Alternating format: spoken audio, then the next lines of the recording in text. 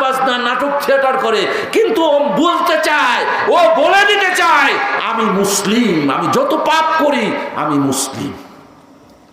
আর আমরা গোপন করি। আহলে হাদিসের ছেলে মেয়েরা যারা বাইরে পড়াশোনা করে, সালাত নামাজ পড়ে, আপনারাও ব্যবসার কারণে পড়েন, বাইরে গেলে হাতটা কি এইখানে না মানে একটু নিচে বাঁধে, আবার যখন রাফাল ইদান না করে সামিউল্লাহ একটু এইভাবে করে, মানে উঠায় না, এভাবে করে, এবার ওই দিকে তাকায়, ওটা ওখানে হানাফিও করে।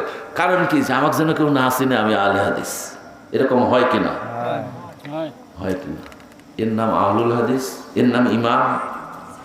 ইমান বিশ্বাস, স্বীকৃতি। আমি স্বীকৃতি দিয়েছি, আমি বিশ্ব নবীর সুন্নাহ সাল্লু কামা রাআইতুমুনি উসাল্লি, আমার রাসূল নির্দেশ দিয়েছেন আমাকে যেভাবে সালাত আদায় না করতে দেখলে, নামাজ পড়তে দেখলে তোমরা সবাই আমার মতো করে নামাজ পড়ো। একথা আমি স্বীকৃতি দিয়েছি।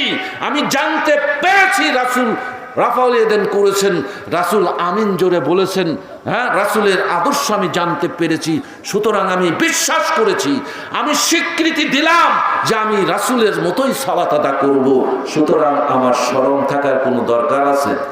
কেউ জিজ্ঞেস করলে পরিষ্কার, আমি রাসূলকে স্বীকৃতি দিয়েছি, ঈমান এনেছি। রাসূল বলেছেন সাল্লু কামা রাআইতুমুনি উসাল্লি, আমি যেভাবে নামাজ পড়তে দেখছো আমাকে, তোমরা আমার মতো করে সালাত আদা করো। সুতরাং আমি রাসূলের মতো করেই সালাত আদা করি। বলুন মারহাবা। তাহলে আমাদের স্বীকৃতির অভাব এইখানে বুঝতে হবে।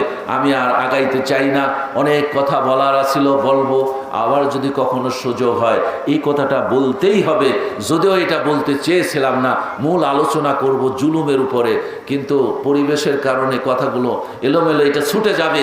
আমার বিবেক বলছি, আমি নিজেই যখন এই আয়াতগুলো এবং হাদিসগুলো যখন পড়ছি, আমার কাছে মনে হচ্ছে আমি যেন প্রতিদিনই ঈমান হারা হয়ে যাচ্ছি। বলুন নাউজুবিল্লাহ, নাউজুবিল্লাহ।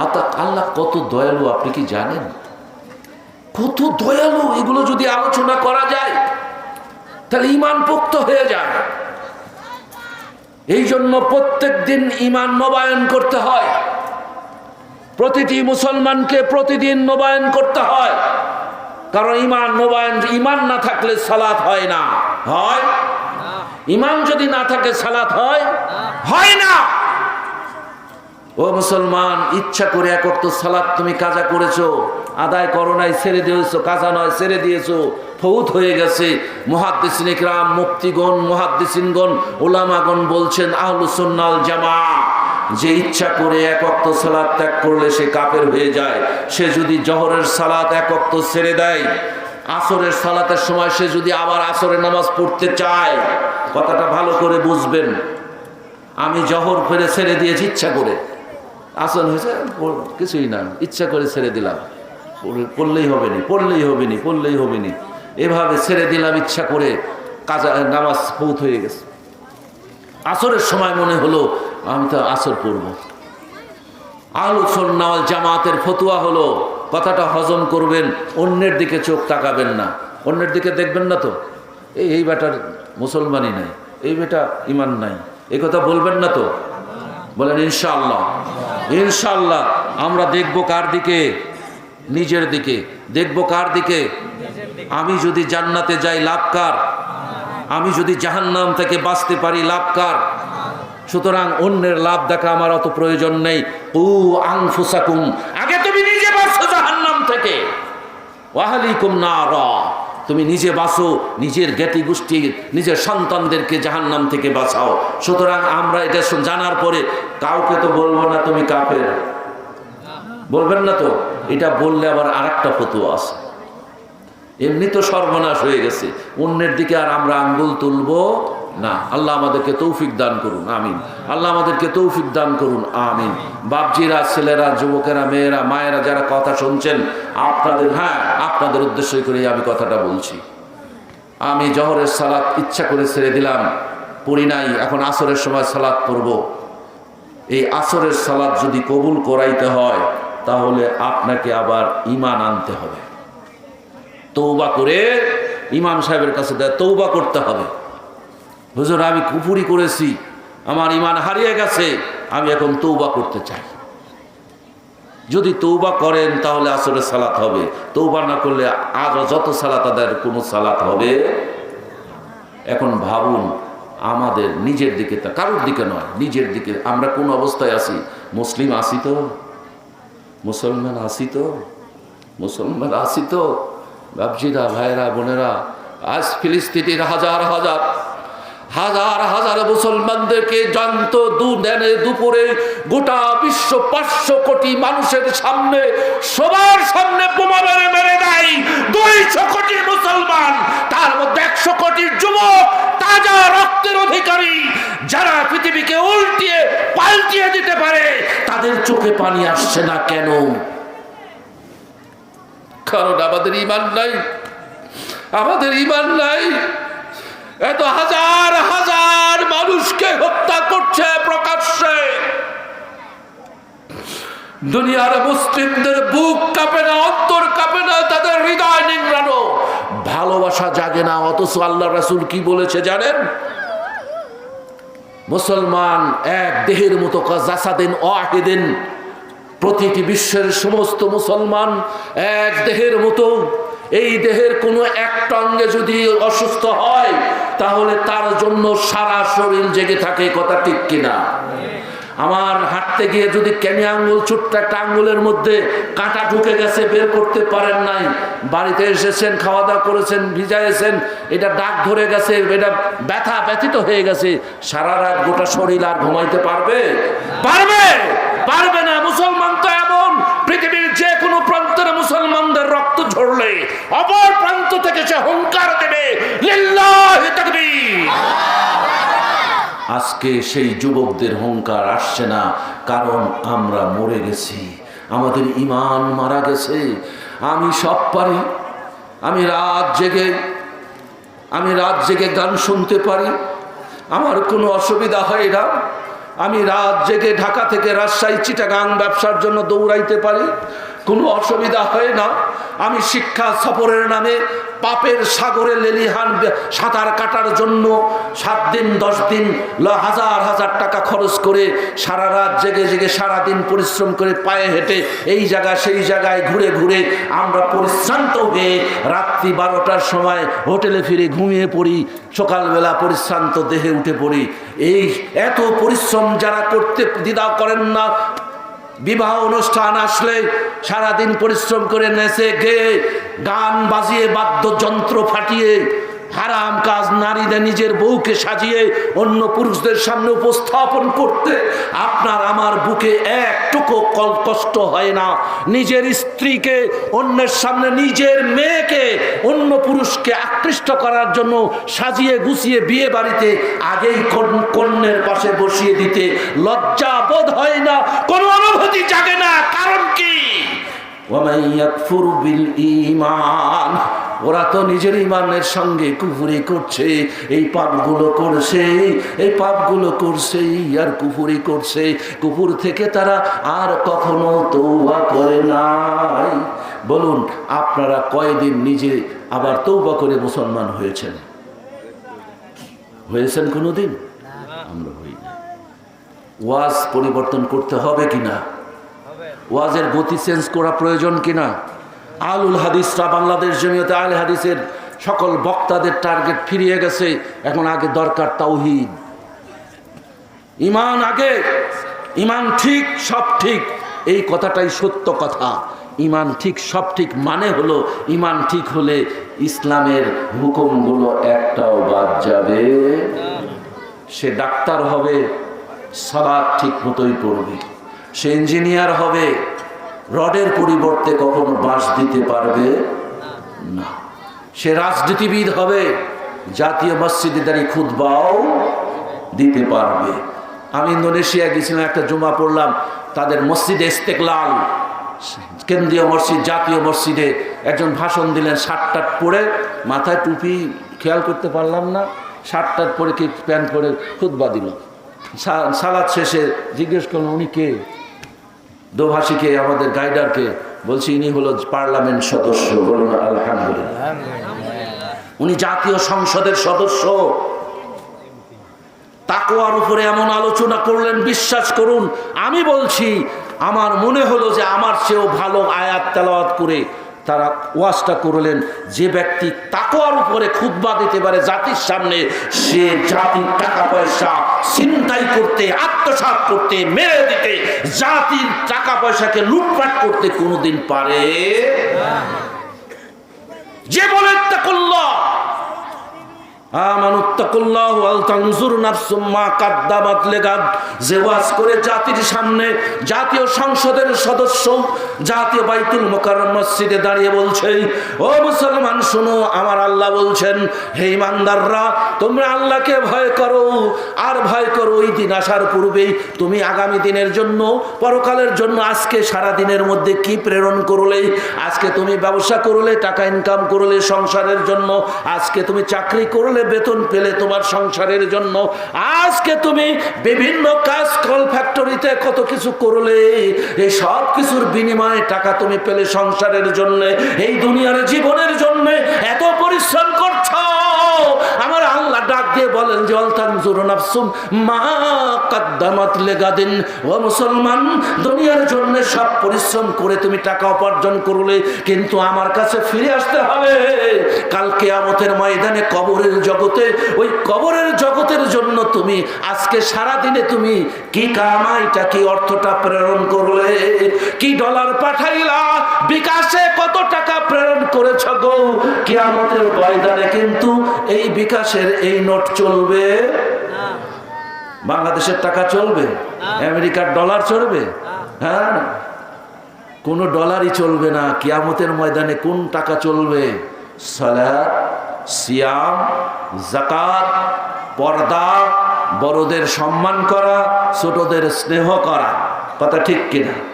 এই আমল, এই আজকের উপস্থিতি, আজকের দান সাদাকা, এগুলো সব সেই দিনের ডলার প্রেরণ হচ্ছে, পাঠিয়ে দিতেছেন। আজকে জালসায় বসে যত সোয়াব কামাই করলেন, এই সব আগামী দিনের জন্য কি হলো, প্রেরণ হয়ে গেল।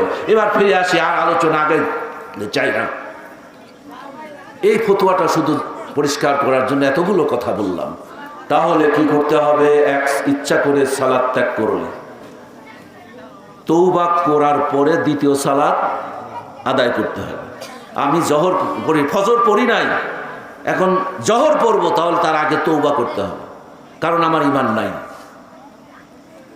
এই জন্য বলছে যারা ইচ্ছা করে এই ঈমান ধ্বংস করে, তাদের সব আমল দুনিয়াতেও ধ্বংস হয়ে যায়। এই অবস্থায় যদি তার বাবা মারা যায়, তাহলে ওই ছেলে, যে ছেলে জহরের সালাত পড়ে নাই, আসরের সময় যদি বাবা মারা যায়, এই ছেলে তার ওয়ারিশ হবে না। বুঝে আসলো? কঠিন হয়ে গেল না? ফাউলাইকা হাবিতা আমালুহুম ফিদ দুনিয়া ওয়াল আখিরাতে, যারা জিনা করলো, যারা চুরি করলো, যারা ডাকাতি করলো, যারা সালাত ছেড়ে দিল, যারা বাবা মাকে কষ্ট দিল, যারা বেপর্দা হয়ে চললো, যে মেয়ে নিজের মাথার চুলগুলো নারী মানুষকে দেখিয়ে রাস্তাঘাটে দেখি স্কুলে গেল, কলেজে গেল, এই আমলগুলো কবিরা গুনাহ যারা করলো, ওরা নিজের ঈমানের সাথে কুফরি করলো। যতক্ষণ তওবা না করবে, এই তওবা করার আগেই যদি তার বাবা মারা যায়, শরীয়তের ফতোয়া হলো ওই ছেলে মেয়ে বাবার সম্পত্তির হকদার হবে না। কারণ হবে আমালুহুম, তার সব আমল ধ্বংস হয়ে গেছে, ফিদ দুনিয়া, দুনিয়ার জীবনে, অফিল আখিরাতে, আখিরাতের জীবনে। শুধু তাই নয় ভাইয়েরা, বোনেরা, বাপজিরা, যুবকেরা, ছেলেরা, মেয়েরা, শুধু এটুকুই ক্ষান্ত নয়, তোমার জানাজা পড়াও নিষিদ্ধ হয়ে যাবে। তওবা না করলে তোমার জানাজা নিষিদ্ধ, মুসলমানরা জানাজা দিতে পারবে না। শুধু তাই নয়, মুসলমানদের কবরস্থানে তাকে কবর দেওয়া জায়েজ নাই। কঠিন হয়ে যাচ্ছে, তাই না? কঠিন হলে কিছু করার নেই, ফিরে আসতে। সালাত ত্যাগ করবেন, নামাজ ত্যাগ করবেন, যুবকেরা আরো করবে, সব করতে পারো, কেন নামাজ পড়তে পারো না? আমার এটাই মাথায় ধরে না। আমার ছেলে সারা রাত ধরে কম্পিউটারে কাজ করে, ফজরের আগ দিয়ে যায় শুয়ে, ফজরের সালাত না পড়লে শুতেই দেব না। সারা রাত কি করবে? কামাই করবে, টাকা পয়সা কি, ও কোনো সব প্রয়োজন আছে, তার আগে প্রয়োজন ঈমান, তার আগে প্রয়োজন। আমি যদি মুসলিমই না থাকি, আমার কিসের টাকা কিসের পয়সা, এই জগতের সব কিছু দিলেও কাল কিয়ামতে আমি নাজাত পাবো না। পাবো কি? পাবো না। তাহলে বুঝে আসছি, সংক্ষিপ্তভাবে আমি আপনাদের বোঝাতে চাইছি। এবার বলুন তো, এই যে ঈমান, আকিদাতুস সাহিহা, বিশুদ্ধ আকিদা, বিশ্বাস, এটার নাম হলো বিশ্বাস। ঈমান যদি আনে, তার উপরে যে ফরজগুলো হয়ে যায় ওইগুলো করলেই সে ঈমানদার হবে। ঈমান আমরা যে বললাম বিশ্বাস, বিশ্বাস নয়, শুধু বিশ্বাসের নাম ঈমান নয়। তবে একদল মুসলমানদের কাছে শুধু বিশ্বাসের নাম ঈমান। আহলুল হাদিস জমিয়তে কি বলে, আহলুস সুন্নাহ ওয়াল জামাত, সহি আকিদা, জান্নাতি দলের আকিদা হলো শুধু বিশ্বাস নয়, তাসদিক বিল জিনান, ইকরার বিল লিসান, ওয়াল আমাল বিল আরকান। মুখে অন্তরে বিশ্বাস, মুখে স্বীকার করতে হবে। আপনি জোহরের নামাজ আমি পড়ি নাই, আল্লাহর কাছে বলতে হবে, আল্লাহ আমি ক্ষমা করছি, আমি তওবা করছি, আমি তওবা করছি, দয়া করে আমার গুনাহকে মাফ করে দাও, আমাকে ঈমানের জায়গায় আবার ফিরিয়ে দাও। আমি চুরি করেছি, চুরি করার পরে যদি সালাত পড়েন, তওবা না করেন, কোনো সালাত তার হবে না, হবে না। এই জন্য তা চুরি করে এসে আপনাকে তওবা করতে হবে। যদি সালাত পড়তে চান, নামাজ পড়তে চান, তাহলে আপনাকে অবশ্যই তওবা করতে হবে। এই জন্য তো এই হাদিস একটু আগে শুনে গেলেন যে লা ইয়াজনি জানি, যখন কোনো জিনাকারী জিনা করে না, যে এই অবস্থায় যে তার ঈমান আছে, মানে জিনা যখন করবে তখন ঈমান কি হয়ে যায়? তার কাছ থেকে দূরে চলে যায়। সুতরাং জিনা করার পরে যদি আবার মুসলমান হতে যান, তাহলে আবার তওবা করতে হবে। আল্লাহ দয়ালু, এই জন্য আমাদেরকে অজান্তেই প্রতিদিন তওবা করান। বলুন আলহামদুলিল্লাহ। প্রতিদিন তওবা করান। কি করেন? বলুন আলহামদুলিল্লাহ। যারা নামাজ পড়েন তাদের জন্য বলছি, এই জিনিসটা মাথায় নেন। আমরা জানি না বিধায় ওইটা ভুলে গেছি যে আমরা প্রতিদিন ঈমান নবায়ন করতেছি। আমরা প্রতিদিনের ঈমান নবায়ন করতে হয়। কারণ ওযু, সালাতের আগে কি দরকার? ওযু দরকার। ওযুর পরে একটা দোয়া আছে, তাই না? কি বলতে হয়? আশহাদু আল্লা ইলাহা ইল্লাল্লাহু ওয়াহদাহু লা শারীকা লাহু ওয়া আশহাদু আন্না মুহাম্মাদান আবদুহু ওয়া রাসূলুহু। এটি হলো তওবা, ইস্তিগফার। ঈমান নবায়ন করা হয়। আবার ওযু যখনই করলেন, আকাশের দিকে তাকিয়ে যদি এই দোয়া পড়েন, সওয়াব কি? কাজেই আজ ওযু করে যদি, এইগুলো আমাদেরকে জানতে হবে। ওযু করে এই দোয়াটা যে পড়বে, তার ঈমানটা কি হয়ে যাবে? নবায়ন হয়ে যাবে। আমি আবার ঈমানে ফিরে আসলাম, এখন সালাত আদা করলে আমার সালাত কবুল হবে। বুঝে আসছে তো? এই পর্যন্তই, এইটুকু রাখতে চাই, আর বিস্তারিত আলোচনার দিকে যেতে চাই না। তাহলে আমাদের আহলুস সুন্নাহ ওয়াল জামাতের আকীদা হলো ঈমান।